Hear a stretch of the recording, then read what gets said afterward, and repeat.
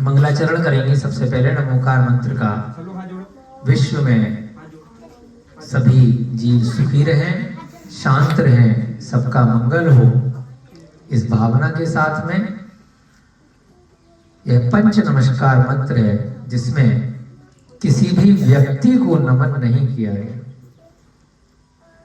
उनके गुणों को नमस्कार किया गया है। 3 कम 9 करोड़ 2.5 दीप में मुनि महाराज प्रत्येक समय विराजमान रहते हैं। ऐसे मुनियों को अनंत अनंत सिद्ध परमेष्ठी भगवानों को जो मोक्ष प्राप्त कर चुके हैं, केवली भगवानों को जो अरिहंत अवस्था को प्राप्त कर चुके हैं, उनको नमस्कार किया गया है।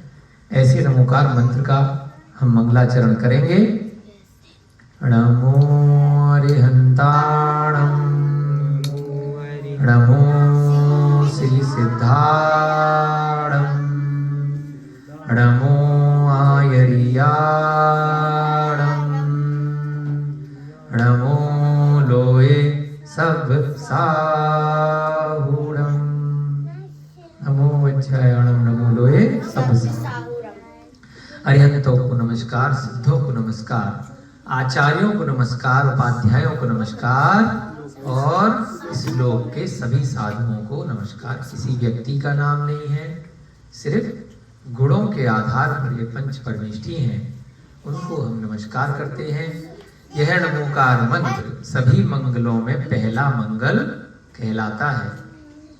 पढ़मम हुई मंगलम, मंगलाणं च सभ्येषु, पढ़मम हुई मंगलम। सभी मंगलों में पहला मंगल, प्रथम मंगल होता है।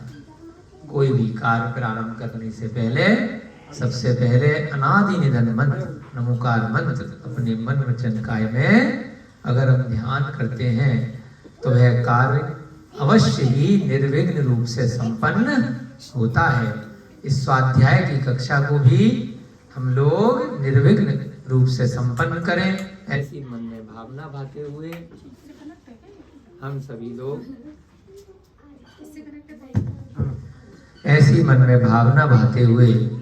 सभी लोग स्वाध्याय के लिए उपस्थित हुए हैं।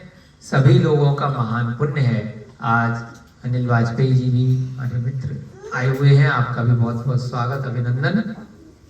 सभी नन्हे मुन्ने बच्चे, अध्यापक, अभिभावक और स्वयं सेवक मिथिलापुरी तीर्थ क्षेत्र सोनपुरा ग्राम में जो भी आए हैं, आज बहुत महत्वपूर्ण जो हमारी कथा चल रही है उसमें हमें सीखने को कुछ मिलने वाला है कि किस प्रकार से वह कनकलता की जो कथा है उसमें एक भाई है उमय, उसकी बहन है जिनदत्ता, पिताजी हैं समुद्रदत्त, माताजी हैं सागर दत्ता। राज श्रेष्ठी है और उसके बाद भी उनका बेटा शौकिया रूप से चोर चक्का बन गया है ना। संतुष्टि नहीं है अपने घर परिवार के जो मान मर्यादा है, धन संपत्ति है, उससे उसको संतोष नहीं मिल रहा है। कुछ अलग करने की चाह है, उस अलग की चाह में चोरी और बाकी के व्यसन उसने प्रारंभ कर दी। एक दिन वह जो यमदंड लोकपाल है राजा का, उसके हत्थे चढ़ गया। पहले भी कई बार पकड़ा था, परंतु राज श्रेष्ठी के कारण से उसको बार बार छोड़ देता था।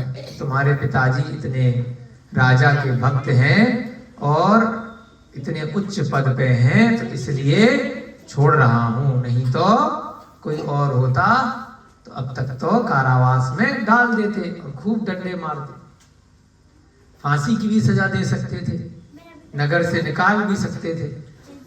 अब बार बार वह लोकपाल परेशान हो गया, तो अंत में एक दिन उसने राजा को सौंप दिया कि आपके सेठ जी का बेटा है, आपके खास आदमी का बेटा है और ये नगर में बहुत चोरी इत्यादि जुआ सत्य करता है। राजा ने सेठ जी को बुलाकर के वार्निंग दी कि या तो इसको घर से निकाल दो जो तुम्हारा बेटा है, नहीं तो पूरे परिवार की बदनामी होगी, आपको भी जाना पड़ेगा। सेठ जी ने अपनी धर्मपत्नी से वार्तालाप करके पूरे परिवार को नगर से निकालना उचित नहीं समझा, अपने बेटे को सजा देने के लिए निकाल दिया। क्योंकि पहले भी वो कई बार समझा चुके थे, परंतु वो मानता नहीं था। बेटी की शादी, जिनदत्ता की शादी कौशाम्बी नगरी में पहले ही हो चुकी थी, एक अच्छे श्रेष्ठी परिवार के साथ में, जैन कुल में, जहां पर मधु मांस मदिरा का सेवन नहीं किया जाता था, कोई भी व्यसन इत्यादि नहीं थी। तो बेटी बहुत अच्छे कुल में जाकर के श्राविका बन गई थी और साध्वी की तरह रहती थी, बहुत अच्छे से अपना धार्मिक भावनाओं के साथ में जीवन यापन करती थी। परंतु बेटे को जब नगर से निकाल दिया तो कहाँ जाएगा, और तो कोई ज्यादा जान पहचान थी नहीं। जो यार दोस्त होंगे वो डडोसी नगर के होंगे, है ना, उन्हीं के साथ खाता पीता होगा, बीड़ी सिगरेट पान तंबाकू शराब, है ना, स्त्रियों को परिस्त्रियों को छेड़ना, मार पिटाई करना, जो मिल गया उसको ठोक दिया, बजा दिया, मांस खा लिया, अंडा खा लिया, पशु पक्षियों के साथ क्रूरता कर ली, है ना, बुरे व्यवहार अपने नगर में करता होगा। तो बाहर निकाल दिया, तो बाहर किसी और को जानता नहीं था, तो कहां पहुंच गया, कौशाम्बी नगरी पहुंच गया। कहां से, उज्जैन से। उज्जैनी नगरी में रहता था, कौशाम्बी वहां से पहुंच गया। जब बेटी को पता चला, बहन को पता चला इस प्रकार से मेरा भाई यहाँ आया है और उसको देश से निकाला गया है क्योंकि उसका व्यवहार गलत है, उसको अगर हमने पनाह दे दी तो हमें भी सजा मिल सकती है ना। कोई आतंकवादी है, अगर उसको आपने घर में रख लिया तो कितने साल की सजा हुई थी दत्त साहब को, है ना। कोई दूसरी जगह से निकाला हुआ व्यक्ति है जिसको पुलिस ढूंढ रही है और उसको जो भी रखेगा, AK-47 रखेगा, कुछ भी उसको सजा देगा या उसका फोन उठाएगा तो उसको भी सजा मिल जाएगी। तो इस डर से जिनदत्ता ने क्या किया, भैया मैं तुझे नहीं जानती, अपना घर बचाऊं कि तुझे छुपा करके रखूं, है ना, तुझे यहाँ पे मैं काम धंधा दिलवाऊं, नहीं, अपन से नहीं होगा। अब बेचारा भाग्यहीन रो रहा है, सर पीट रहा है। जब वह बुरे काम कर रहा है तब उसको आनंद आ रहा है, जब वह पराया धन चोरी कर रहा है, लोगों को कष्ट दे रहा है, मार रहा है, हिंसा के कार्यों में प्रवृत्ति कर रहा है, तब बड़ा आनंद आ रहा है। जब उसका उदय आ रहा है, उसका फल मिल रहा है, तब कह रहा मैंने किसी का क्या बिगाड़ा है, मैं तो इतना अच्छा आदमी हूं, मुझे मेरी बहन ने घर से निकाल दिया, मुझे राजा ने घर से निकाल दिया, मेरे माता पिता ने घर से निकाल दिया, है ना, सबको बुरा भला सोच रहा है। लेकिन बाद में अकल आ रही है कि हाँ मैं तो भाग्यहीन हूं, कोई बात नहीं। तो वहां से भी कौशाम्बी से निकल जाता है, घूमता घूमता भटकता भटकता एक बंजारा यानी कि बनों बनों में घूमते रहते ना लोग, यहाँ वहां अपना सामान लेकर के कहीं यहाँ का खाया, कहीं वहां का खाया, कहीं यहाँ, तो कुछ ना कुछ वह अपना बंजारे के साथ दोस्ती हो गई। दोनों लोग घूमते फिरते इधर उधर भटक रहे हैं। जब वहां से निकले तो वहां से निकल करके ऐसे ही मार्ग में कहीं पर एक मंदिर दिखाई दिया। कुछ पाप में भी थोड़ा बहुत तनिक कुछ अच्छी जगह दिखाई दे गई। डूबते को तिनके का सहारा मिल जाता है, अगर वो तिनका पकड़ लेता है तो नदियां पार हो जाती है। अगर तिनके को नहीं पकड़ता है, लकड़ी का छोटा सा टुकड़ा नहीं पकड़ता है तो डूबना निश्चित है। ये मुझे क्या बचाएगा जरा सी लकड़ी का टुकड़ा। तो ऐसे ही वह थोड़े देर की शांति के लिए उस मंदिर में जाकर के बैठ जाता है। और जिनेंद्र भगवान का मंदिर है तो कोई ना कोई साधु वहां विराजमान होते ही है। साधु नहीं है तो भगवान की प्रतिमा है, उसी से शांति मिल जाएगी। उसके पाप के साथ में थोड़ा सा तिनके के समान वह पुण्य का उदय आ जाता है। आचार्य श्रुत सागर महाराज उसको उस मंदिर में मिल जाते हैं। महाराज जी अपने शिष्यों के लिए या अपने स्वयं के आत्म चिंतन के लिए कुछ स्वाध्याय करा रहे हैं। उस स्वाध्याय में वह भी बैठ जाता है। जैसे यहाँ पर स्वाध्याय चल रहा था, अनिल भैया जी आए थे, इनका भी निमित्त हुआ, ये भी बैठ गए। अच्छा लगेगा तो कल फिर आएंगे, नहीं अच्छा लगेगा तो ऑनलाइन सुन लेंगे, बिल्कुल अच्छा नहीं लगेगा तो भैया कहाँ फंस गया, क्या दिक्कत है। निमित्त है कि जिस कारण से यहाँ पर इनका आना हुआ, आप सबका किसी ना किसी कारण से आना हुआ, जिसको अच्छा लग रहा है, रुचिकर लग रहा है, तो उनका पुण्य का उदय चल रहा है। पुण्यानुबंधी पुण्य, पहले भी पुण्य था करा था जिसकी वजह से यहाँ पहुंचे हो, और पुण्य करोगे तो और ज्यादा मोक्ष मार्ग पर आगे बढ़ते जाओगे। तो ऐसे ही वह उमय नाम का जो बेटा है, वह सुरसागर मुनि महाराज के प्रवचन सुनने के लिए बैठ जाता है। महाराज जी अच्छी अच्छी बातें बता रहे हैं कि सम्यक दर्शन क्या होता है। 3 प्रकार का होता है, औपशमिक, छायिक और छायोपशमिक।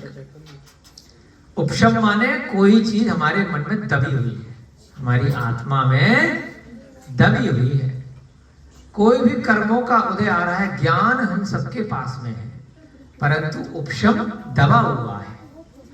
कहते ना ये बहुत बुद्धिमान है, बहुत इंटेलिजेंट है, इसकी बुद्धि बहुत कुशाग्र है, इसको बहुत जल्दी याद हो जाता है, इसको पहले से ही सब पता रहता है, बड़ा इंटेलिजेंट, आइंस्टीन के जैसा है, इसकी आईक्यू लेवल बहुत तेज है। आईक्यू तेज नहीं है, उसका जो ज्ञान है जो दबा हुआ था वो ज्यादा, जो बेकार वाला ज्ञान है वो ज्यादा दबा हुआ है, किसी का कम दबा है। जो आवरण है ज्ञान के ऊपर, जो मिट्टी लगी हुई है, जो मैल लगा, ज्ञान सबके पास एक जैसा है, परंतु किसी के ऊपर मैल ज्यादा है, किसी के ऊपर मैल कम है। आता नहीं समझ में?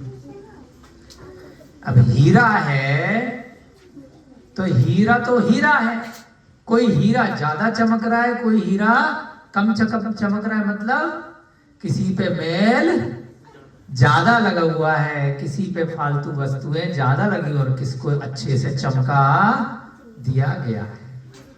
रगड़ते ना किसी चीज को चमकाने के लिए, पॉलिश करते हैं, रगड़ते हैं, तो ज्यादा घिसाई करेंगे तो चमक जाएगा, कम घिसाई करेंगे तो कम चमकेगा, बिल्कुल नहीं करेंगे तो वैसे ही मटमैला सा रहेगा। तो ज्ञान सबके पास है बराबर, किसी का ज्ञान का उपशम यानी कि दबा हुआ कम है, किसी का दबा हुआ ज्यादा है। कल आपको बाल्टी का जल का उदाहरण दिया था कि बाल्टी में जिस प्रकार से जल होता है उसमें कुछ मिट्टी पड़ी हुई है, वह मिट्टी अगर दब गई तो उपशम, और वह मिट्टी अगर उस पानी में अभी ऊपर से नीचे तक पीला पीला पानी हो रहा है, मटमैला सा काला काला पानी है, तो अभी दबी नहीं। तो छायोपशमिक, थोड़ा क्षय है और थोड़ा उपशम है। एक है तीसरा छायक, अब मिट्टी जब दब गई है उसको छान करके अलग कर दिया, यानी कि ज्ञान अब बिल्कुल बढ़िया साफ हो गया, निर्मल आत्मा। ऐसे ही सम्यक दर्शन है, किसी का सम्यक दर्शन बिल्कुल पक्का है, दृढ़ है, वह हमेशा के लिए जो उसमें उसके मिथ्यात्व के विकल्प थे, जो डाउटफुल चीजें थी, वह हट गई है। दूसरा एक जीव है, कभी सम्यक दर्शन थोड़ी देर के लिए हो जाता है और कभी वह दूसरे चक्करों में पड़ जाता है। और तीसरा छायोपशमिक, दोनों चीजें एक साथ चल रही हैं, यहाँ का भी मान रहे हो और वहां का भी मान रहे हो, दोनों जगह आना जाना लगा हुआ है, दोनों जगह मन का विकल्प दौड़ रहा है ना। इस प्रकार से वे सम्यक दर्शन के बारे में महाराज जी बता रहे हैं, 6 द्रव्यों के बारे में बता रहे हैं, पंचास्तिकाय के बारे में बता रहे हैं, 5 ज्ञान और 7 तत्वों के बारे में बता रहे हैं, है ना। ये थोड़ी थोड़े से शब्द आप लोग सुनते रहेंगे तो आपको याद हो जाएंगे। अरिहंत से बढ़कर देव नहीं होता, दया से बढ़कर धर्म नहीं होता, निर्ग्रंथता से बढ़कर त्याग तप नहीं होता। है ना, तप अपने आप को जलाएंगे तो बाद में, तपाएंगे तो बाद में, पहले परिग्रह छोड़ना पड़ेगा। निर्ग्रंथ यानी कि अंतरंग का और बहिरंग प्रकार से परिग्रह छोड़ करके वस्त्र इत्यादि का भी त्याग करके दिगंबर मुनि महाराज बनना पड़ेगा। ऐसे सम्यक्त के लक्षण हैं। वह सम्यक्त संवेग आदि गुणों से युक्त होता है। कौन कौन से गुणों से? संवेग आदि। अब धीरे धीरे थोड़ा सा शास्त्र की भाषा चलेगी तो थोड़ा बोरिंग भी हो सकता है, हम इसको रुचिकर बनाने का प्रयास करेंगे जिससे हम कुछ सीखें और जितना अमल में आ सके अपनी दिनचर्या में, अपनी जीवन शैली में ढालेंगे, तब मोक्ष का मार्ग प्रशस्त होगा। कहानी के साथ में कुछ कुछ हमें स्वाध्याय भी, जो गूढ़ विषय हैं उनका भी करना आवश्यक है। छोटे बच्चे भी करेंगे, जितना समझ में आएगा अच्छा है, जितना नहीं आएगा बाद में सीख जाएंगे। अब सम्यक आदि गुण क्या होते हैं? संवेग आदि, संवेग, दूसरा निर्वेग, तीसरा निंदा, फिर गर्हा, उपशम, भक्ति, वात्सल्य और अनुकंपा। सम्यक्त के ये 8 गुण होते हैं। ठीक है, एक बार फिर से बोलेंगे, धीरे धीरे चैप्टर में आता जाएगा, इनके बारे में भी समझेंगे और कुछ ना कुछ धीरे धीरे हमें याद होने लगेगा। जब याद होने लगेगा तो उसी को कहा ज्ञान का क्षयोपशम हो जाएगा। जो बेकार के फालतू के ज्ञान है वो हट जाएंगे, जो काम का ज्ञान है वह हमारी आत्मा में जाकर के बस जाएगा। है ना, अब घर में 4 आदमियों के बैठने की कुर्सी है तो 40 तो बैठेंगे नहीं, तो आपको अच्छे व्यक्ति बिठाने हैं, पहले से 4 आदमी बुरे वाले घेर के बैठे जगह, दुष्ट लोग, है ना। तो क्या करना पड़ेगा? अच्छे लोगों को ले आओ, धीरे धीरे दुष्ट लोग अपने टाइम पे अपनी जगह छोड़ देंगे। सबको बोल दो 2-2 घंटे बैठ सकते हो कुर्सी पे, ठीक है। तो अपने आप जब उनका नंबर जाएगा अच्छे लोग आ जाएंगे। तो अच्छे लोगों की संगति करोगे तो बुरे लोग अपने आप चले जाएंगे।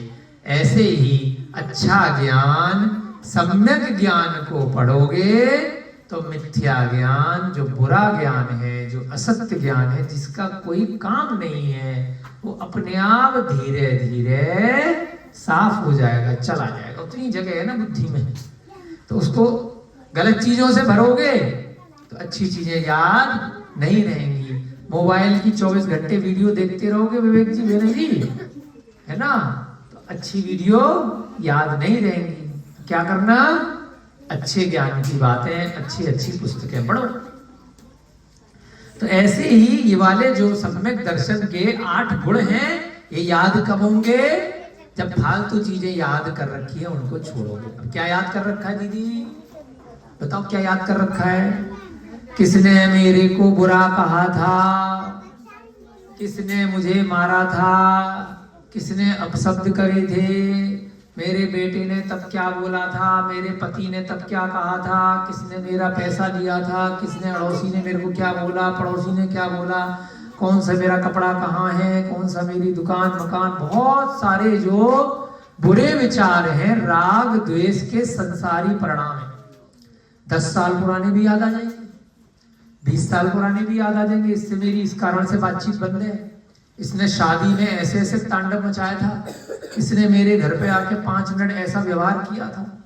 सालों पुरानी बातें, महीनों पुरानी घटनाएं, कभी कभी तो पूर्व जन्मों के भी जाति स्मरण से बैर भाव अभी तक चला आ रहा है। वह आपने अपनी आत्मा में भर के रखा हुआ है, इस कारण से जगह ही नहीं है दूसरे भावों के लिए, अच्छी चीजों के लिए। तो यहाँ आचार्य महाराज क्या कह रहे हैं कि सम्यक्त के 8 गुण हैं। वह 8 गुण आपको याद कब होंगे? जब जो फालतू की चीजें याद कर रखी हैं उनको भूलना पड़ेगा। राग द्वेष के परिणामों को, जो परिग्रह इतना भर रखा है, जो ममता इतना भर रखी है, मेरा मेरा मेरा मेरा ममत्व के परिणाम इतने भर रखे हैं, तो वह परिणामों से मुक्ति प्राप्त करोगे तो 8 गुण याद हो जाएंगे। संवेग, बोलते जाओ, संवेग, निर्वेग, निंदा, गर्हा, उपशम, भक्ति, वात्सल्य और अनुकंपा, ये सम्यक के 8 गुण होते हैं। उसके बाद है 5 सम्यक के आभूषण। आभूषण माने पहनते हो ना आप आभूषण वगैरह सजने के लिए, सोना चांदी हीरे है ना, अंगूठी माला चैन सब चीजें, आभूषण ज्वेलरी, यानी कि सम्यक के 8 गुण हो गए और 5 आभूषण हो गए जिससे सम्यक को सजाया जाता है। आप कपड़े लत्ते पहन के कहीं भी जा सकते हो, कोई नहीं रोकेगा। ऊपर से आभूषण डाल लिए तो और सुंदर लगोगे ना। शादी ब्याह में जाते हैं तो रोज नहीं पहनते, कुछ स्पेशल चीज का पहनेंगे, थोड़ा सजा करके जाएंगे, बढ़िया से कोट शोट डाल के, है ना, है भी नहीं जी, बढ़िया से सज के जाते हो ना शादी में जाते हो, और दूल्हे बनते हो तो और बढ़िया से। तो आभूषण उसको सम्यक को और कैसे सजाया जाता है? 5 चीजों से। कौन कौन सी 5 चीजें हैं? स्थिरता, बोलो, प्रभावना, शक्ति, जिन शासन में कुशलता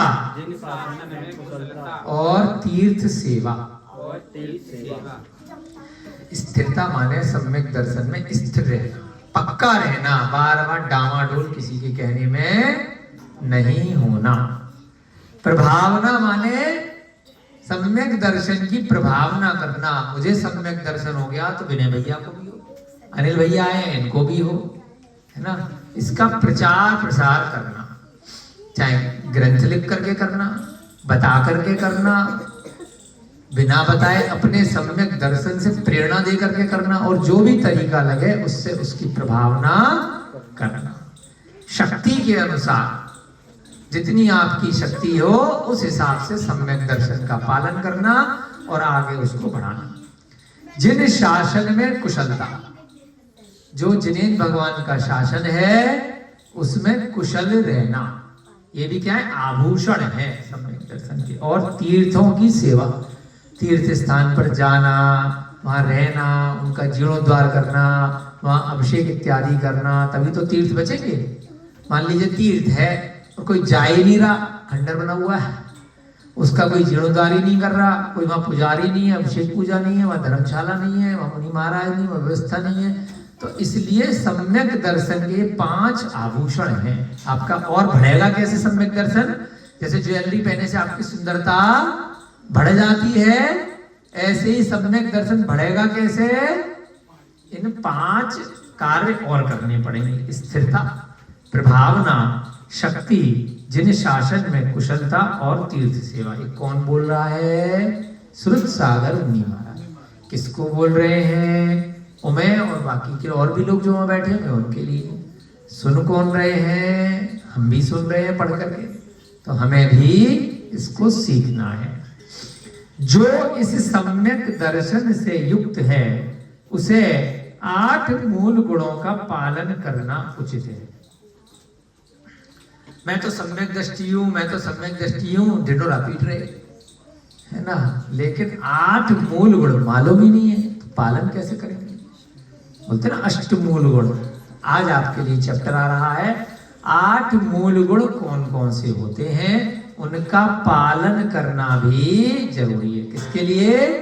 जो भी अपने आप को सम्यक दृष्टि बोलता है, क्योंकि ये श्रावक धर्म के मूलभूत प्रधान श्रेष्ठ व्रत है। मूलभूत है, जड़ है। 8 गुण। मूल माने, मूल क्या होता है? मूली बोलते हैं ना, जड़ को, जड़ नीचे रूट। तो 8 रूट हैं, बहुत ध्यान से सुनेंगे। कौन कौन से 8 है? शुरुआत है, जड़ से ही शुरुआत होती है किसी पौधे की। आपको गुठली डालेंगे, आपको बीज डालेंगे, तो वह वृक्ष कब बनेगा, तना कब बनेगा, पत्तियां कब आएंगी, पुष्प कब आएंगे, है ना, फल कब आएगा, जब जड़ निकलेगी। सबसे पहले नींव बनती है मकान की, फिर उस पे मंजिल खड़ी होती है, तैयार होती है। लेंटर तो बहुत बाद में पड़ता है, पहले क्या डलती है, नींव। नींव जितनी मजबूत होगी उतनी ही ऊंची मंजिल आप ले जा सकते हैं। तो ऐसे ही 8 मूल गुण हैं। किसी भी श्रावक के लिए जो मोक्ष जाना चाहता है, जो कल्याण के मार्ग पर जाने के लिए इच्छुक है, तो उसको अपनी जड़ मजबूत करनी है।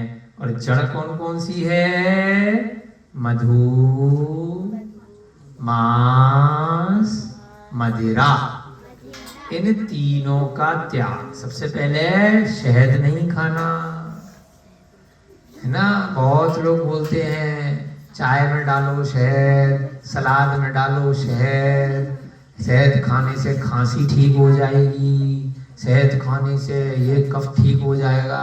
भैया ये तो ठीक हो जाएगा, नरक में जाकर के कौन पूछेगा क्या ठीक हो रहा है। एक बूंद शहद की खाने से 7 ग्राम के जितने जीव हैं, सारे जीव, उनको जिंदा जलाने के बराबर दोष लगता है, एक बूंद में। तो कितनी बार आपने एक चम्मच भर के शहद खाया है, तो कितने अरबों खरबों वर्षों तक नरक की पर्याय में जाकर के रहना पड़ेगा। कोई कुछ भी बोले कि हमारे तो ग्रंथ में आया है, हमारे तो परिवार में खाया जाता है, मीठा ही तो है। मीठा जो भी है, पता नहीं क्या क्या चीज मीठी होती है, लेकिन हर चीज खाने योग्य नहीं होती है। मधुमक्खी का वमन है, वमन माने धूप, मुंह से निकालती है अपने बच्चों के लिए, है ना, अपने परिवार के लिए। उसको आपने छीन लिया और उसके अंदर असंख्यात 10 जीवों की उत्पत्ति हो जाती है, छोटे छोटे एक बूंद के अंदर। तो उनको मारने का, जीव हिंसा का बड़ा भारी दोष लगता है। और शहद के बिना बहुत आराम से जी सकते हो, जैसे शराब के बिना भी आप बहुत आराम से जी सकते हो। ऐसे ही शहद के विकल्प के रूप में खजूर खाओ, छुआरे खाओ, मुनक्का खाओ, है ना, किशमिश खाओ, आम का रस पियो, फलों का रस पियो, और बहुत सारी मीठी मीठी वस्तुएं हैं। गुड़ है ना, गुड़ भी कितने प्रकार का आता है। भैया जी ने कल पौधा भेजा था, पाम जैगरी का, पाम का ताड़ का, उसका गुड़ है, नारियल का गुड़ है। जितने फल इस संसार में सब मीठे है ना, उनको खाओ बढ़िया से, क्या दिक्कत है। उनका रस बना करके, है ना, गन्ने का जूस पी लो, गन्ने का गुड़ खा लो, और तरह तरह के मीठे पदार्थ हैं। एक श्रीलंका हम गए थे, वहां पे कैथूल की जैगरी आती है, कैथूल बहुत बढ़िया, इतना बढ़िया वृक्ष है, हमारे भैया जी लेकर के आते हैं। वो भी बड़ा मीठा फल होता है, बहुत सारे फल है ना, आप लेकर के आए। कल लीची बोल रहे थे ना, मीठी होती है इतने। तो क्या जरूरत है कि हमें भ्रांति में जीना है, शहद नहीं खाना है। सबसे पहले लिखा है मधु, दूसरा मांस। मांस के अंदर अब सूक्ष्मता से देखेंगे तो मांस का जो एक बड़ा ब्रॉड एरिया है, किसी जानवर को मार के नहीं खाना। जो जानवर पशु पक्षी दिख रहे हैं उनको नॉनवेज के रूप में किसी भी प्रकार से नहीं खाना चाहिए, मनुष्यों को, श्रावकों को, क्योंकि उसके बिना काम चल सकता है। आप कोई शेर तो नहीं हो, गिद्ध तो नहीं हो, है ना, क्या हो, मनुष्य हो। तो मनुष्य होने का क्या है फर्ज, सभी पे उपकार करना, जीवों की रक्षा करना। तो मांस नहीं खाना। अंडा भी अगर थोड़ा सा आप देखोगे सूक्ष्मता से तो मांस ही है। किसी पशु पक्षी का पेट में आया हुआ, उसके गर्भ में आया हुआ बच्चा है। अरे ये तो मशीन से निकला है अंडा, इसमें बच्चा तो नहीं है। आजकल तो विज्ञान ने इतनी तरक्की कर ली है, इसमें तो कोई बच्चा नहीं है। फिर भी वह जो मुर्गे का अंडा है, मुर्गी का अंडा है, भले ही उसमें बच्चा नहीं है, फिर भी दो प्रकार का अंडा होता है। एक तो वह स्त्री की पर्याय में जो मुर्गी होती है उसका बच्चे वाला अंडा होता है, और दूसरा अंडा उसके शरीर की गंदगी निकलती है। जैसे महिलाओं में जिन दिनों उन्हें मंदिर इत्यादि नहीं जाना होता है तो जो मासिक धर्म में गंदगी निकलती है, ऐसे ही कुछ पक्षी हैं मुर्गी इत्यादि, तो उनमें वह गंदगी अंडे के रूप में निकलती है। आप इसमें रिसर्च कर लीजिएगा। तो जो चिकन के एग होते हैं वो हैन के पीरियड कहलाते हैं अंग्रेजी में। पता नहीं है लोगों को, है ना विनय जी? जिन अंडों को बताया जाता है कि ये अंडे बच्चे वाले नहीं है, वो उसके शरीर की गंदगी होती है। तो ऐसी गंदगी खाने का कोई भी फायदा नहीं है। इसमें प्रोटीन है, कैल्शियम है, आयरन है, जिंक है, मैग्नीशियम है, हाई B12 है। ये सब प्रचार दुष्प्रचार किया गया है कुछ कंपनियों के द्वारा, मार्केटिंग के द्वारा। संडे हो या मंडे रोज खाओ अंडे, इंडस्ट्री बना के, मिनिस्ट्री बना के सरकार जो भी कार्य कर रही है, पंचम काल है, जरूरी नहीं है कि वह सब कार्य सही कर रही हो। सरकार तो सरकारी ठेके लगा करके शराब भी बेच रही है, सरकार तो लॉटरी भी बेच रही है, सरकार तो मांस की दुकानों के भी ठेके दे रही है। खूब मांस का भी उन्होंने ऑर्डर दे रखा है ना? सट्टे की दुकानें भी हैं। बहुत दुराचार की चीजें सरकारी स्तर पर होती हैं पंचम काल में। इसका अर्थ कदापि मत लगाइएगा कि सरकार का लाइसेंस है तो वह सही होगा। कई देशों में तो वेश्यागमन पर भी सरकार ने मान्यता दे रखी है, टैक्स भी लगाती है और अलग से जगह भी रहती है। तो वेश्यागमन का कार्य कोई सही थोड़ी है।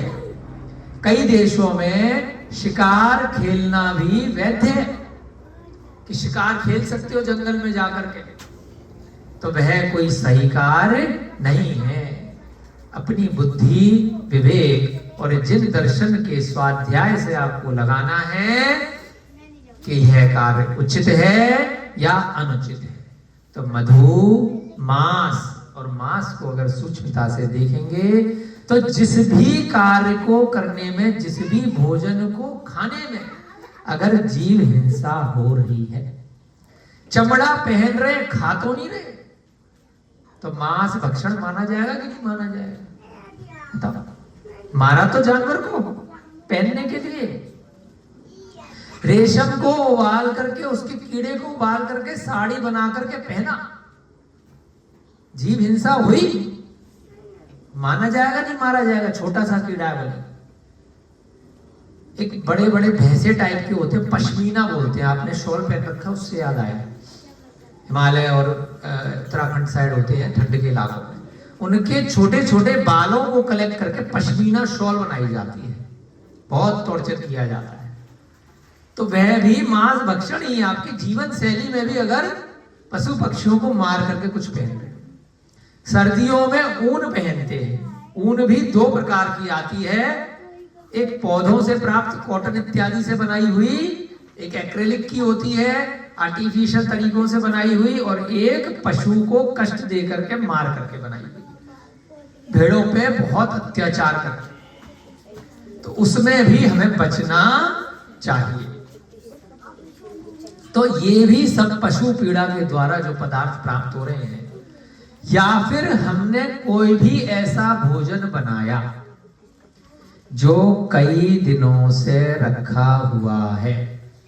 मैंने भैया बाजार की ब्रेड, बाजार का पिज्जा, बाजार के बर्गर, बाजार के बिस्किट, बाजार के नमकीन, बाजार की महीनों पुरानी पैकेज्ड खाद्य वस्तुएं, चिप्स, कुरकुरे, पापड़ और जितनी भी दुनिया भर की लाखों प्रकार की रेस्टोरेंट की खाद्य सामग्री, बाजार के महीनों सालों पुराने पिसे हुए केमिकल डले हुए मसाले, हर तरह का ऐसा खाद्य पदार्थ जो छने हुए जल से नहीं बनाया गया, मर्यादा का नहीं है। रात्रि में पकाया गया, रात्रि में बनाया गया, रात्रि में परोसा गया, उन सब में भी जीवों की उत्पत्ति हो जाती है। इस कारण से श्रावक के लिए वह मांस भक्षण में ही केवल मांस भक्षण में औपचारिक रूप से, बड़े रूप से, व्यापक रूप से तो बड़े बड़े जानवर, मुर्गा नहीं खाया, मटन नहीं खाया, गाय भैंस नहीं खाए, भेड़ बकरी नहीं खाए, बड़े रूप से वो हैं। परंतु श्रावक की दृष्टि से किसी भी प्रकार से मर्यादा से रहित भोजन अगर किया, 3 दिन की मर्यादा है, कभी 7 दिन की मर्यादा है ना, अलग अलग वस्तुओं में, बारिश में, गर्मियों में, सर्दियों में, अलग अलग ऋतुओं के हिसाब से, और कभी भी वह वस्तु कब खराब हो रही है, प्रासुक करके, गर्म करके बनाई गई है, नहीं बनाई गई है, किसमें जीव अधिक है, किसमें नहीं है, जमीन के नीचे जो पदार्थ पैदा हुआ है, अगर वह सूखा नहीं है, उसके जीव रहित नहीं हुआ है, औषधीय रूप में नहीं है, आलू, प्याज, लहसुन, गाजर, मूली, शकरकंदी, शलगम, है ना, जमीकंद, बहुत सारे ऐसे हैं जो औषधीय रूप में प्रयोग में नहीं आ रहे, और उनमें सूखने के बाद भी जीव रहित नहीं हो पाते, तो उनमें भी त्रस जीवों की उत्पत्ति बहुत ज्यादा होती है। त्रस माने एक इंद्रिय को छोड़ करके 2 इंद्रिय, 3 इंद्रिय, 4 इंद्रिय और पंचेंद्रिय, जो इससे बड़े वाले, एक होता है स्थावर और एक होता है त्रस। स्थावर माने एक इंद्रिय जीव, जल का एक, अग्नि का एक, पृथ्वी का एक, वनस्पति का एक और वायु का एक, ये 5 प्रकार के स्थावर जीव एक इंद्रिय जीव होते हैं। इनके अतिरिक्त सारे 2 इंद्रिय से 5 इंद्रिय तक त्रस जीव कहलाते हैं। जो जमीन के नीचे आप जो भी खाद्य पदार्थ हैं वह अति, जैसे मूंगफली हुई, सूख जाएगी, अदरक सूख करके सौंठ बन जाएगी, कुछ औषधियां हैं, अश्वगंधा, गोखरू, बहुत सारी जो बहुत सूक्ष्म रूप में, कभी कभी औषधीय रूप में सूखने के बाद में प्रयोग आएंगी। इन सब को खाने योग्य मना नहीं किया गया है, क्योंकि औषधीय रूप में ले रहे हैं और गीले रूप में नहीं ले रहे। हल्दी है, औषधीय रूप में चलेगी, आप हल्दी की खाना तो नहीं मना, थोड़ी सी डालोगे, वो भी सूखने के बाद। तो कच्ची चीजें जमीन के नीचे की नहीं खानी चाहिए, तो इनमें भी मर्यादा नहीं है, जमीकंद है, तो ये भी श्रावक की दृष्टि से मांस भक्षण में। और तीसरा बहुत टेस्टी चीज होती है, जिसको न केवल खाने में बहुत टेस्ट आता है, और खाने के बाद भी आदमी धरती पे रहता हुआ स्वर्ग में पहुंच जाता है। वह तीसरी चीज कौन सी है? अंकल जी ने बहुत पिया है, मदिरा, शराब। आदमी मदोन्मत्त हो जाता है, पागल हो जाता है, उसे किसी का भी माँ का और बहन में क्या फर्क है ये पता नहीं रहता है ना। कुछ भी उसे सही और गलत का आभास नहीं होता है। ऐसी खतरनाक, ऐसी गंदी, इतनी बदबूदार, इतनी सड़ी हुई वह चीज है कि सूंघते में भी सड़ान देती है, मुंह में डालने में भी सड़ान देती है, और अंदर डालते हैं शरीर के तो सब सारी इंद्रियों को सड़ा देती है, सारी आंतों को, सारी हड्डियों को गला देती है। ऐसी वह गंदी चीज, उसके बाद भी लोग उस दुष्प्रचार के कारण, उस मानसिक विकृति के कारण से, उस साइकोलॉजी के कारण से झूम झूम करके पीते हैं, पिलाते हैं, और उसको पीने पिलाने में और परोसने में आनंद मनाते हैं। आज तो पता नहीं क्या मिल गया, आज तो पार्टी है, तो पार्टी का मतलब दारू की पार्टी है। आज तो शादी है, अंदर 100, 300, 500 पकवान लगे हैं, लेकिन जो दूल्हे के दोस्त बाहर गाड़ी की डिक्की खोल करके उस दारू के पीछे पगला रहे हैं, नाले में गिरे हुए हैं अगले दिन सुबह, है ना। लेकिन जो अंदर इतने अच्छे अच्छे मिष्ठान है, इतने अच्छा अच्छा खाना है, उसको छोड़े बैठे। उस साइकोलॉजी के कारण, उस पागलपन के कारण से क्योंकि पार्टी है, आज तो मेरे यार की शादी है, आज तो दारू मिलेगी तो शादी में आऊंगा, नहीं तो नहीं आऊंगा। इतना पागलपन क्यों है? उस मानसिक विकृति के कारण है। पीने से पहले ही उस व्यक्ति को उसका नशा चढ़ने लगता है कि आज तो शराब मिलने वाली है, घर पे नहीं मिल रही है लेकिन आज वहां फंक्शन है, वहां मिलेगी। भागा भागा जा रहा है कई सौ किलोमीटर दूर गाड़ी लेकर के, पैसा खर्च करके। क्यों? क्योंकि वहां पर शराब मिलेगी। तो ये ऐसी उस शराब के कारण से व्यक्ति अपना सारा मानसिक संतुलन खो देता है। तो ये 3 मकार विशेष रूप से अभक्ष कहे गए हैं, मधु, मांस और मदिरा। कई आचार्यों ने, जैसे आचार्य कंठरावक आचार्य, बहुत सारे आचार्यों ने इसमें एक चौथी वस्तु और जोड़ी है कई ग्रंथों में। वो चौथी वस्तु कौन सी है? मक्खन। दुष्प्रचार किया गया है, कृष्ण जी खाते थे, कृष्ण जी का खाते हुए कभी किसी ग्रंथों में उल्लेख नहीं आया है। अभक्ष पदार्थ है मधु, मांस, मदिरा और मक्खन। मक्खन भी शहद के बराबर ही दोष से सहित है, सेम कैटेगरी में लिया है सभी ग्रंथों में, जैन शास्त्रों में। मधु, मांस, मदिरा और माखन। ध्यान रखिएगा, माखन को जो 1 दिन पुराना माखन है, अगर शुद्ध विधि से बिना पशु पक्षियों पे क्रूरता किए हुए, बिना गाय भैंसों को कष्ट दिए हुए, उसके बच्चे को देने के बाद में देसी गाय से शुद्ध रूप से निकाला गया है, तो अगर 1 ही दिन में उससे घी निकाल लिया तो वह अभक्ष नहीं है। परंतु मक्खन को अगर संभाल करके रखा गया है और मक्खन के ही रूप में आप उसको खा रहे हैं, तो मधु के साथ ही उसको लिया, मदिरा के साथ में ही सभी ग्रंथों में लिया गया है ना। दूध को भी अगर शुद्ध तरीके से बनाया गया है, पशु को, उसके बच्चे को ठीक तरीके से दिया गया है, कत्ल खाने नहीं भेजा गया है, न गाय को न भैंस को प्रेम पूर्वक रखा गया है, इंजेक्शन से उसका बच्चा पैदा नहीं कराया गया है, ऑक्सीटोसिन लगा लगा करके उसको रोज कष्ट दे दे करके नहीं निकाला गया है, शर्त ये है, उसके बाद अगर थोड़ा बहुत दूध बच जाता है तो अभक्ष नहीं है ना, शुद्ध है, साफ है। अन्यथा वह भी दूध भी पीने योग्य नहीं है, ना उसका घी, ना वह दूध जो पशुओं को मार करके, कष्ट दे करके, बांध करके, पीड़ा दे करके प्राप्त है। तो वह शुद्ध दूध अगर है, देसी गाय का दूध है, ब्रीडिंग वाली गाय का दूध नहीं है, तो उस दूध से प्राप्त जो मक्खन है, मक्खन की पर्याय तक तो अभक्ष है।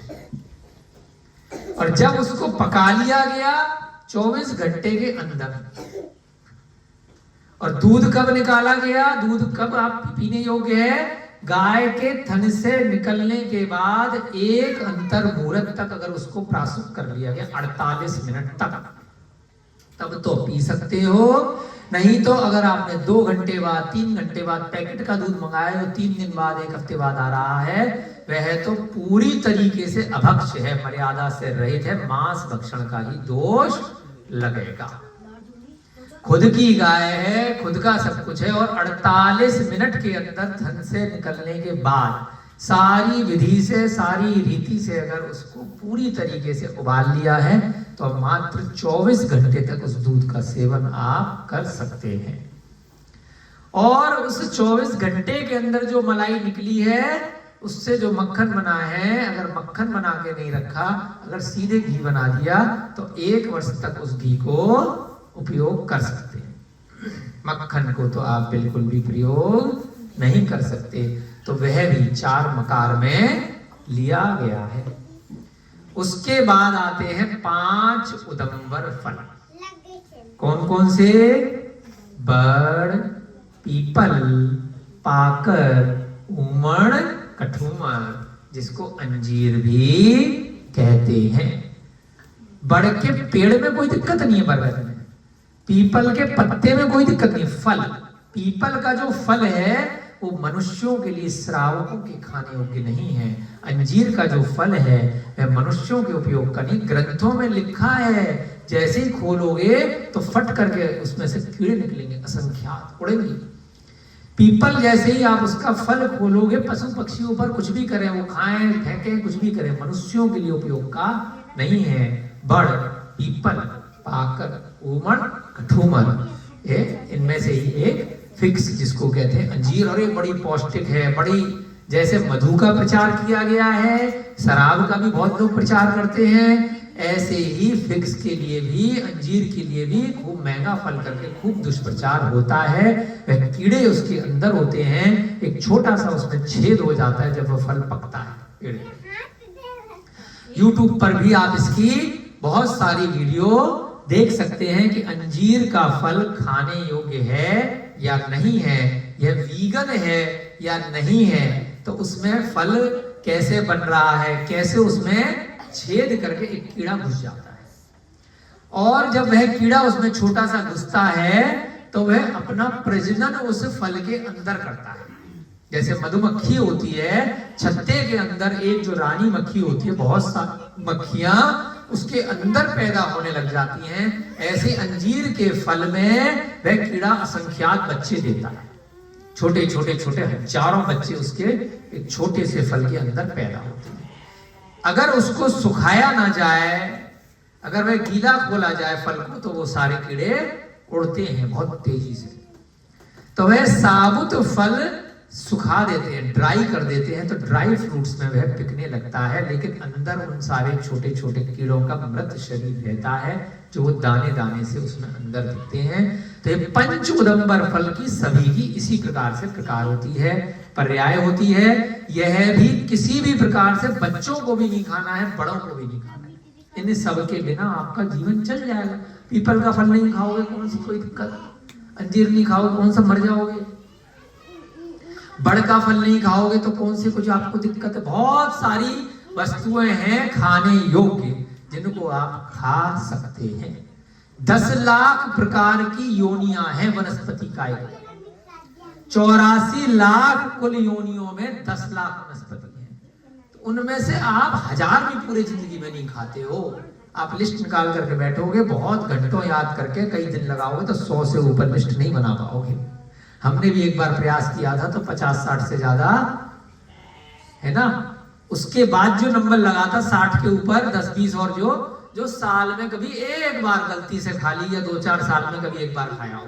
कोई ऐसा फल याद आ गया, कोई ऐसी विशेष चीज याद आ गई, नहीं तो क्या है, लौकी, तोरे, भिंडी, टिंडे, परवल, 10-20 गिनती चुनती की सब्जियां हैं, 10-20 अनाज है, 10-20 फल है जो पूरे साल आप खाते हो, है ना। कुछ कुछ चीजें विशेष रूप से जो एक बार खाई थी, वहां शादी में, वहां उसके साउथ में गए थे, वहां विदेश में गए थे, तो सब मिला करके मैक्सिमम 100 तक गिनती जाएगी। तो इसके अलावा सारी चीजों जब आप खा ही नहीं रहे, तो 2-4 और जो बुरी चीजें हैं जिनसे नरक और त्रियंच गति साक्षात मिलती है, तो छोड़ दोगे तो कौन से मर जाओ? कुछ नहीं मरने वाले। और ऊपर से आपका शरीर हृष्ट पुष्ट रहेगा, बीमारियां रोगों का घर नहीं रहेगा, डॉक्टरों के पैसे बच जाएंगे।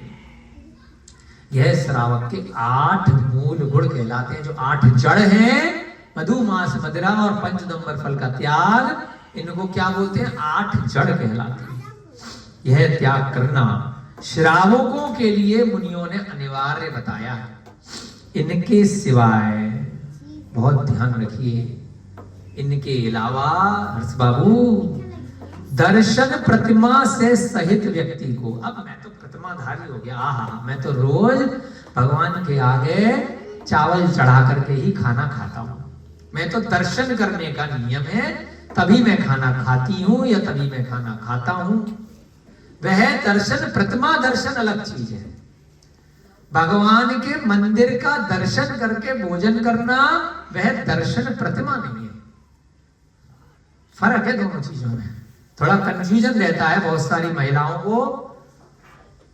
दर्शन प्रतिमा में दर्शन तो करना चाहिए ही, लेकिन दर्शन प्रतिमा में ये 8 मूल गुण और श्रावक बनना, बाहर के सारे खाद्य पदार्थों का आजीवन त्याग करना, जमी कंद का त्याग करना, कोई भी वस्तु बिना छने जल से, बिना प्राशुक जल से नहीं लेनी, ये सब दर्शन प्रतिमा, जो पहली प्रतिमा है, उसमें आ जाता है। श्रावक की जो पहली से लेकर के 11 प्रतिमाएं होती हैं। साधारण रूप से दर्शन करके भोजन करना वह भी बहुत अच्छी बात है, परंतु दर्शन प्रतिमा नहीं है, क्योंकि अगर आप वहीं पर दर्शन करने के बाद बाहर कचौड़ियों का ठेला लग रहा है और आप खा रहे हो तो दर्शन प्रतिमा नहीं कहलाएगी। दर्शन करने के बाद भोजन का नियम कहलाएगा। जैन के चिन्ह है कि देव शास्त्र गुरु को नमन करना, भगवान के मंदिर जाना, घंटा बजाना, चावल चढ़ाना और उसके बाद भोजन करना, वह अनिवार्य वस्तु है, वह प्रतिमा नहीं है। प्रतिमा कौन सी कहलाएगी? जब किसी भी प्रकार से कुछ भी बाहर का खा ही नहीं रहे, रात्रि भोजन का आजीवन त्याग है। तो जो उसने श्रावक के व्रत ले लिए, पहली प्रतिमा धारण कर ली, तो ऐसा पुरुष निरंतर भयंकर नरक में ले जाने वाले निंदनीय सप्तव्यसनों का त्याग करना चाहिए। अब मुद्दे पे आए हैं सतश्रुत सागर जी महाराज, सुन रहे हैं विनय भैया जी, सुन रहे हैं उमय भैया जी। उमय जी ने सुन लिए तो मेरे बारे में बात हो रही है।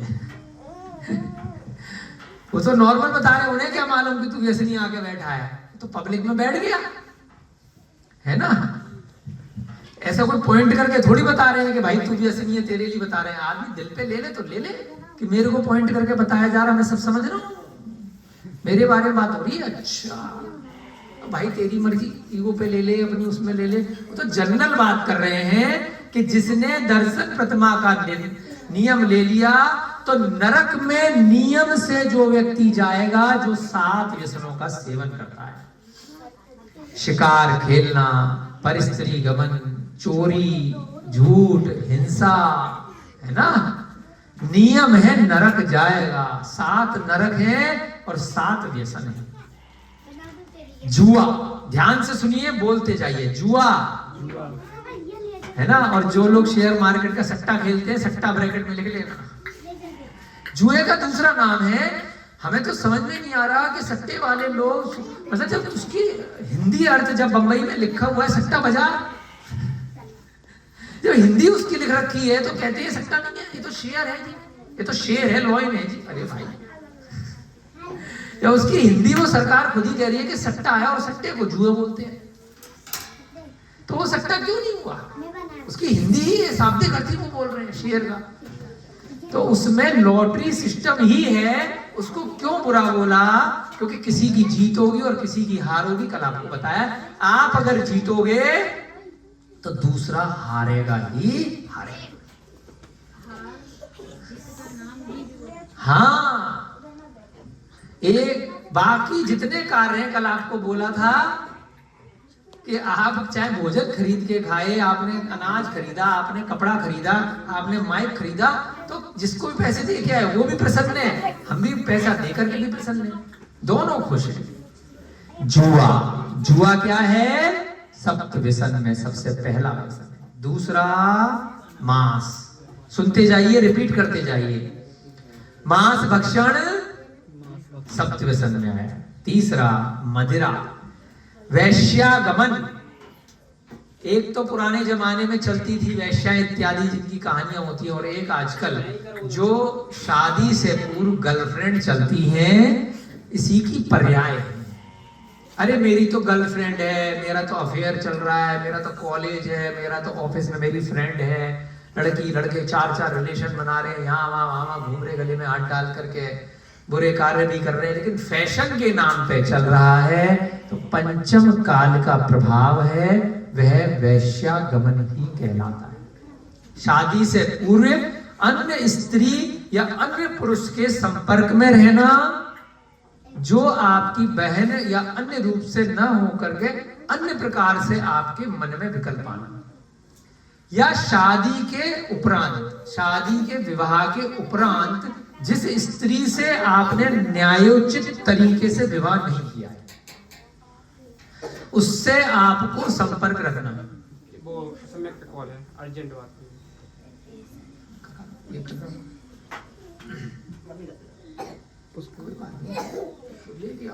तो जो भी विवाह के पूर्व रिश्ते बनते हैं, चाहे स्त्री का पुरुष के साथ या पुरुष का स्त्री के साथ, या विवाह के उपरांत, जिससे आपने रीति रिवाज के अनुसार, समाज की मान मर्यादा के अनुसार विवाह नहीं किया है, पुरुष के लिए एक से अधिक विवाह अगर उस देश के कानून में अलाउ है उस समय के हिसाब से तो ठीक है।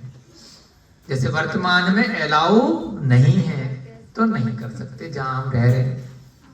किसी किसी धर्म में हमारे भारत देश में भी अलाउ है तो करो, कोई दिक्कत नहीं है।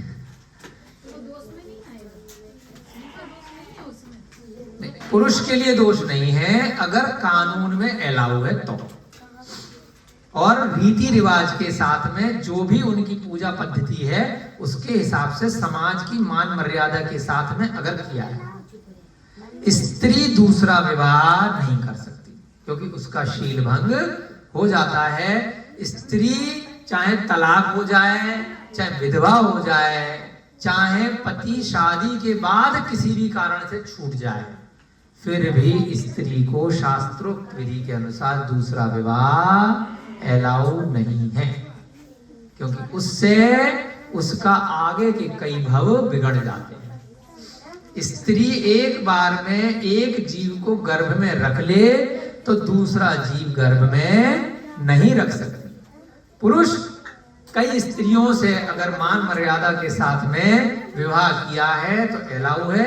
इसमें ऐसा मत समझना कि पुरुष प्रधान देश है, पुरुष प्रधान समाज है, ऐसा कुछ नहीं है। ये वर्ण की व्यवस्था है है ना। यहाँ पर भी इस कथा में भी अरहतदास सेठ ने 8 पत्नियां हैं।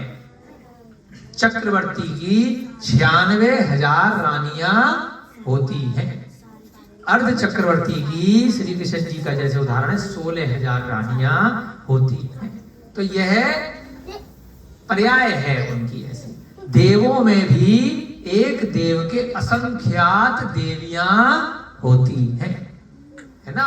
एक देवी के असंख्यात देव नहीं होते। एक स्त्री कई पुरुषों से विवाह नहीं करती है, एक पुरुष कई से विवाह कर सकता है, परंतु क्षेत्र, द्रव्य, काल और भाव यह देख करके। अभी वर्तमान में पंचम काल चल रहा है, अवसरपणी काल का इस भरत क्षेत्र के आर्यखंड में। यहाँ भारत देश में जो क्षेत्र का कानून है वह अलाउ नहीं करता। तो इसके अतिरिक्त जिससे आपका विवाह नहीं हुआ है और शादी आपकी हो चुकी है, उसके बाद इधर उधर नैन मटक्का करना, लाइन मारना, यहाँ वहां धक्के खाना, किसी भी तरीके से करते हैं तो क्या बोला है? भयंकर नरक। अभी तो आनंद आएगा, बहुत मजा आएगा, चोरी छिपे सारे काम करोगे, लेकिन कहाँ जाओगे? कर्म देख रहे हैं, नरक जाओगे। नरक कैसा है? भयानक है। चोरी, दूसरे का धन हड़पना। आपने इधर का सामान इधर किया, दूसरे को कष्ट होगा। आपकी तो जीत हो गई, मजा आ गया, उसकी गाड़ी चुरा ली, बच्चों ने पेन चुरा लिया। कोई भी छोटी वस्तु हो या बड़ी वस्तु, करोड़ों रुपए की सामग्री हो चाहे 1 रुपए की चवन्नी की हो, चोरी तो चोरी ही है। केवल क्या चीज आप उठा सकते हो बिना पूछे? जो किसी की नहीं है। जैसे फूल ले लिए, वो भी अगर किसी के पर्सनल गार्डन में तो नहीं चलेंगे, वहां पर भी हाथ जोड़ करके आज्ञा ले ली कि पुष्प मैं तोड़ करके ले जा रहा हूँ, सरकारी जगह लगे हुए, भगवान पे चढ़ाऊंगा या माला बनाऊंगा। हे पुष्प देवता, हे पशु पक्षी यहाँ के आसपास के माफ करना। कोई फूल पत्ती, ऐसी गुफाएं, ऐसी कंदराएं, ऐसे स्थान, निर्जर स्थान जो किसी के नहीं है, वहां पर आप जाकर के रह सकते हो। आप किसी की पर्सनल प्रॉपर्टी में जबरदस्ती अगर कब्जा करके घुस जाओगे, अपनी बाउंड्री कर लोगे, तो वह चोरी कहलाएगी। पहाड़ों पे जाकर के तंबू लगा करके रहने लग जाओगे, पेड़ों के आसपास रहने लग जाओगे जो किसी के नहीं है, तब चोरी नहीं कहलाएगी, है ना। जो किसी के नहीं थे, नदी के पास जाके रह लिए, अपना बना लिया टेंट, और फिर वहां पर कोई दूसरा आदमी आ गया कि भाई तुम्हें नहीं मालूम, ये तो मेरी जगह थी, बहुत दिन से मैं आया नहीं था। तो आदर पूर्वक अगर लगता है कि उसकी जगह है तो प्यार मोहब्बत से छोड़ के चले जाओ, नहीं तो उसे बोलो भाई प्रूव कर दे, लड़ाओ मत, मार पिटाई नहीं करनी। उस सरकारी जगह पर भी अगर सरकारी जगह का कोई फल वल तोड़ रहे हो और किसी ने कहा नहीं तोड़ना, तो भाई कोई बात नहीं, गलती हो गई। बाकी किसी भी दूसरे का आप धन वस्तु आप बिना उसकी आज्ञा के, बिना उससे पूछे हुए या बिना उससे क्रय विक्रय करे हुए सही तरीके से अगर उठा लेते हो, जबरदस्ती लेते हो या अपशब्द बोल करके लेते हो या हक जता करके लेते हो, तो वह चोरी ही कहलाती है, नरक जाना पड़ सकता है। पर स्त्री सेवन यह भी बहुत बुरा कार्य है, जो अभी आपको बताया था। जुआ, मांस, मदिरा, वैश्या, शिकार, चोरी और पर स्त्री सेवन। आजकल एक नया और सिस्टम चल गया है वैश्या में, समलैंगिक विवाह। तो आप लोगों को पता होना चाहिए, लड़का लड़के से शादी कर रहा है, लड़की लड़की से शादी कर रहा है। वह भी मानसिक विकृति है, वह कोई अच्छी चीज नहीं है। वो भी एक तरह से यही व्यसनों में आ रहा है कि व्यक्ति कर क्या रहा है, अपने लिंग परिवर्तन करा रहे हैं, लड़कियां लड़का बनना चाह रही हैं। इतनी मुश्किल से पुरुष पर्याय मिली है, क्यों डूब रहे हो वापस स्त्री पर्याय में जाने के लिए? यह 7 महापाप कहलाते हैं। क्या कहलाते हैं? महापाप। और यही